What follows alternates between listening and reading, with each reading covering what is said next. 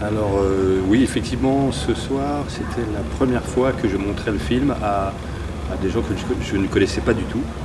Et donc j'étais très intrigué, c'est pour ça que je me suis mis, évidemment, je suis resté dans la salle, même si j'avais déjà vu un certain nombre de fois le film. Et c'était intéressant parce que les gens réagissaient beaucoup, j'ai trouvé qu'ils étaient assez concentrés, parfois ils réagissaient même de manière un peu surprenante. J'ai l'impression que ça aura plu, j'espère en tout cas.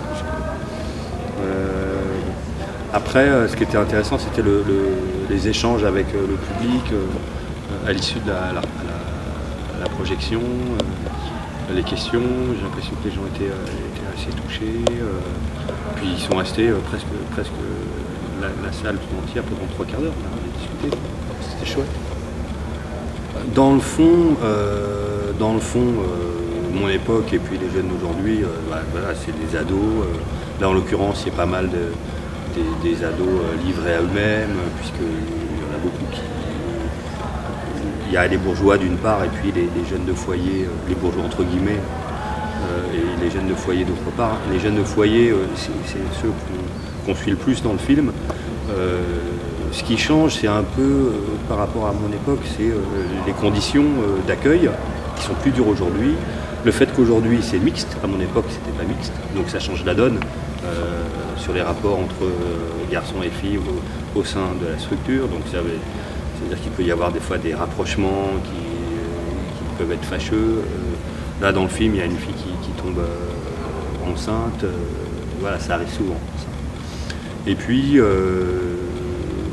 pour le reste, j'ai l'impression que c'est plus dur aujourd'hui. Non, je crois pas me tromper. J'ai l'impression que c'est plus dur aujourd'hui. Parce qu'il y a moins d'argent, quoi. Et le film raconte ça, vraiment. Il y a une fille qui est douée pour faire des études, qui veut devenir médecin, c'est son rêve le plus profond. Et on ne lui donne pas accès à son rêve. Parce qu'elle ne passe pas en deuxième année. Elle passe sa première année. En général, c'est ce qui se passe. D'ailleurs, on redouble souvent sa première année quand on fait médecine. Et l'aide sociale à l'enfant, on se dit, non, c'est pas possible. On va pas te payer 9 ans d'études. C'est pas possible. Et voilà, c'est assez cruel. Notre époque est peut-être un petit peu plus cruelle.